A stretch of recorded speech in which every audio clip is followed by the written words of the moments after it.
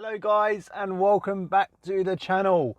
Finally, I've managed to get out of the house and finally do some real life filming. Of course, as you all know, most of the followers, I don't really film that much. So yeah, during this lockdown period, I've all of a sudden got a burst of flame and motivation to get back out. And of course, I'm in my F31 BMW 335d Touring. Yeah, which I've owned, well, actually, disclaimer, I don't own this car, it's my missus's car, but she lets me drive it, and we've owned it for over 2 years now. We bought it from BMW Bury Heathrow, from TRL Deals, Tony Lewis, the OG of BMWs. Got an absolutely spectacular deal on this car, and yeah, we've almost done 30,000 miles, so it's a bit of a workhorse, and this thing is absolutely phenomenal.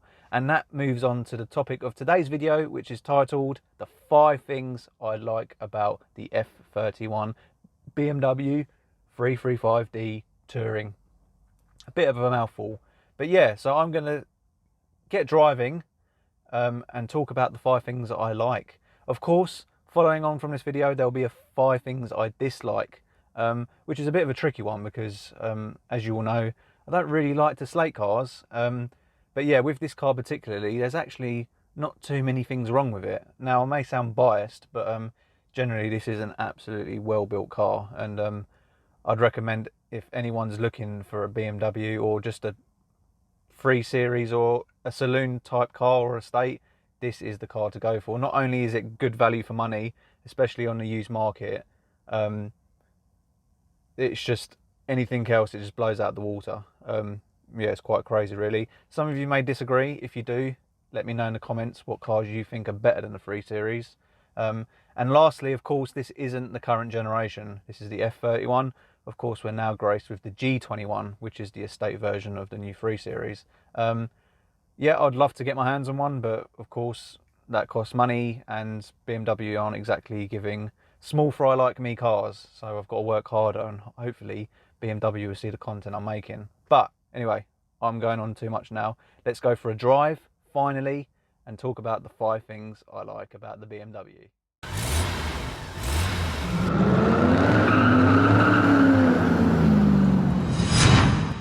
So, oh, feels weird driving for the first time after 2 months. It's crazy. Oh, and I'm already getting challenged by doing reversing to manoeuvre around cars. Ugh, thrown right in the deep end straight away. But yeah, 5 things I like about the F31. So for starters, whilst we're driving, let's talk about the engine. Now, the engine in this thing is phenomenal, and I think one of the best diesel engines ever made in a car. Of course, the new G21 has a new diesel engine, which I don't actually know too much about. It may be actually from this car and then just tweaked a bit. So if you any BMW nerds in the video watching, let us know, because that would be quite interesting. So yeah, the inline 6 cylinder BMW diesel engine, yeah, it's absolutely phenomenal. Twin turbo, of course, you've got to have twin turbos, and this thing kicks out 309 brake horsepower with 630 Newton meters of torque. It's absolutely incredible. Like, the thing is just got poke everywhere, and of course, being twin turbo, BMW have managed to map it so you get turbo at the start of the rev range, and then whilst it climbs up, typically with a diesel engine, you lose revs as high you go. But with this, it kind of gives you a boot at the top end as well, and yeah, this thing is just crazy. Now, of course, it isn't like mind-bending, pushing you back into the seat sort of power. It's very linear. But when you're on a motorway, for example, and you feel you're doing a national speed limit when you may or may not be, it just, the feeling of it is just very, very scary. Especially when you jump into an ordinary car, whether it would be a hot hatch or, I don't know, Golf diesel or whatever. You just, yeah, you get a different sense of speed. But yeah, no, I love it. And of course, I'll move on to another point that I'll make, which will be my 5th point, I think, is about the tuning capability. But let's move on from that. So, with the engine, of course, it's very powerful, and the 0 to 60 time, which is the next point, is crazy. So this thing goes from 0 to 60 in 4.9 seconds. Now, of course, BMW claim that, and later on in the next few weeks, I'll be hooking up my Draggy and I'll be testing that for myself. Now, I will be playing around with the car, of course, doing a remap. So the 0 to 60 test will be quite good to compare with a stock to a stage 1 map. So yeah, point 2 would be 0 to 60. The thing is just absolutely ballistic. And there's actually a hidden launch control feature on this car, which of course isn't really visible on the center console or around the car like an M car, whereas in the M3 and M4 you've got a launch control button, which obviously allows you to get the best performance from a standstill. So let us know if you want to see that video of me showing you how to activate launch control on one of these things. It's not complicated, it's just, yeah, it's difficult in terms of, yeah, you're wasting a lot of time when you can just put your foot on the brake and then just take off. So now, I'd actually, the 0 to 60 would be actually part of the engine, so ignore me. So part 2, the second thing I like would be the boot space. Now, nowadays, SUVs plague the market. For example, Ford are bringing out more SUVs than any other car. And of course, they've just scrapped the next generation Focus RS, which is crazy, I don't know why. Of course, it's all to do with financials, but generally, apparently, statistics show that a lot of people want SUVs. Beggars belief, I don't know why, when you've got estate cars like this. So the main reason I think you should have an estate over an SUV would be the boot space. Now, this has got over 490 litres of boot space, and that's without folding down the seats, which is mad. So if you imagine folding down the seats, you're almost going to gain double that amount of space. So yeah, it just beggars belief why people buy SUVs over estate cars, because generally I feel estate cars handle better, they have a better driving capability, they've got more character, and they're doing less damage to the environment, of course, which most people don't care about, which is a shame. So that's point number 2. Point number 3, I'd say, is the interior and exterior. Now, of course, many of you are going to go, well, the current generation actually looks a lot better. Well, in some ways I actually disagree. To be fair, with the F30, it's been around for a long time, but with that, the interior and the exterior are very subtle, they're not in your face, the curves are just right. Now, of course, I did a video of Aaron comparing the S4 and this, and Aaron actually made a point where he said that this is a little bit too subtle, there isn't enough edges, and when you're comparing it to the S4, I would generally agree with him. And of course, if you haven't watched that video, make sure you do. It was a very good video, lots of banter, and we just had fun the whole day filming, so I'll put that up in the top right hand corner. But yeah, so personally for me, I like the exterior. It's just right, and especially in this mineral grey paintwork. We didn't want to go too mad with paintwork. Generally this car has just been spec'd on stuff that we actually wanted, not just gone mad. So we've only just gone for the business iDrive instead of the full Pro, because generally you get the same features, you just don't get the bigger screen. And we tend not to use navigation too much on BMW's system, because it tends to be a bit naff, being honest, really. So yeah, I think the interior and exterior are lovely, and of course we've gone for red leather, which you wouldn't really go for in a car like this. It tends to be black, is the done thing, but yeah, you only really see red in like a 4 Series convertible, quite a poser's colour. But yeah, we was quite scared of actually picking this colour because we've never seen it before. We didn't actually even see one of these 3 Series in person, let alone test drive it. So yeah, the leather was the big scary point when we was coming to collect this, and Tony was like, are you sure you want to go for red leather? Although he did have a little bit more positive thought to it. He goes, actually no, you think it's going to be bad, but it actually looked really nice.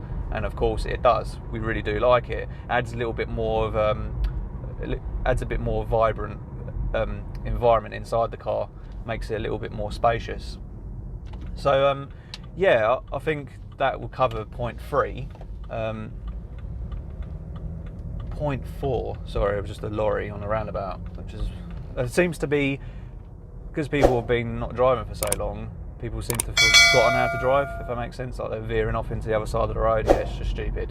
But yeah, point 4, kind of relates to the engine, but this is the transmission. So the gearbox in this thing is an 8-speed ZF. It's quite common across most BMW and Mini platforms as such. Of course, Mini are owned by BMW, so it's about right that you're going to have their gearboxes in Minis, let alone BMWs. So yeah, this 8-speed ZF is an absolute peach. Of course, it's not a DCT M Performance gearbox, but yeah, it's probably a little bit unnecessary and expensive to put in something like this. But yeah, nevertheless, the 8-speed ZF I love. The shifts, yeah, for a single clutch gearbox, it's there. It's just honestly awesome. Of course, I've been in an M4 and the shifts are crazy. They never drop off. It's just immense. The gearbox is insane, but that's obviously a double clutch system, whereas this is only a single clutch. But yeah, no, it gives that great performance when you're on the limit. And yeah, there's not really too much to say about a gearbox, is there? And of course, when you're cruising like what we're doing now, it's so smooth you don't even feel the gears. And what more do you want from it, really? Of course, you can get companies that can map the gearbox, which I'm going to be looking into. So if you guys can recommend anyone along with a map as well, or who can do both at the same time, please do leave in the comments below. And that moves on to the final point that I like about this car. So of course I spoke about it at the first point about tuning capabilities. Now, I love a car with good tuning capabilities. It means that the car is overall a good platform to work with. Like the Ford Fiesta ST Mark 7, the tuning capabilities on that thing were crazy, and even till this day people are still doing stuff with it. And the same goes with this. Now obviously it's not as extravagant as the ST in terms of performance stuff, but the maps that you can get at stage 1 are just crazy. So for example, I was just looking around and I got an average basis of what people can do on a just bunging a map on this thing, and you can get roughly around 60 brake horsepower increase with over 150 Newton meters increase in torque. And for a stage 1 map, that is crazy. So that's almost taking the car to like 800 Newton meters. And yeah, that is mind blowing. So if you think at that figure with the map, you're keeping up with Ford Focus RS's and pretty much any other hot hatchback like a Golf R or whatever. So yeah, it'd be interesting. And also it'd be interesting to actually pit it against an M3. Of course, I still think an M3 would beat this. But yeah, it's crazy. It honestly is. To think that this is just a diesel car and you can get that sort of performance out of it for not very much money. Yeah, it's very interesting. So as I said, later on I'll be doing a 0 to 60 with the car whilst it's stock. And to be honest, that's why I've kind of not mapped it yet, even though we've owned it for 2 years, is because I wanted to do a comparison to feel what it could do in stock form, and then have a basis to compare it on when I've mapped it. So yeah, it's going to be a very interesting time. But yeah, other than that, those are my 5 things I like about the F31, or just the F30 in general, 335d BMW. If you've liked this video, please do leave a like rating, and of course subscribe. Subscribers help me. Of course, it's free as well. And I really do appreciate everyone that has been watching my videos. There'll be plenty more coming. But yeah, if you've related to any of these points that I've brought up, please do leave your comments in the comment box below. It'd be great to hear what you think, and if I've missed out anything that you like but I haven't mentioned, again, leave it in the comments below. It's great to interact with you guys, and I try and, well, my philosophy is to answer every single comment, and yeah, keep everyone happy. So yeah, other than that, it's great to be back. I hope you guys have also been enjoying the Gran Turismo live sport racing that I've been doing weekly with some content creators and fans. If you're all interested and want to join, please do let me know. We're trying to make a 10+ lobby. We've been growing ever since. This has been the 4th week, and I think we had 9 people in last time. So yeah, we're just continuing to grow it very slowly. But yeah, other than that, take care guys, stay safe, and I will see you in the next video. All the best. Goodbye.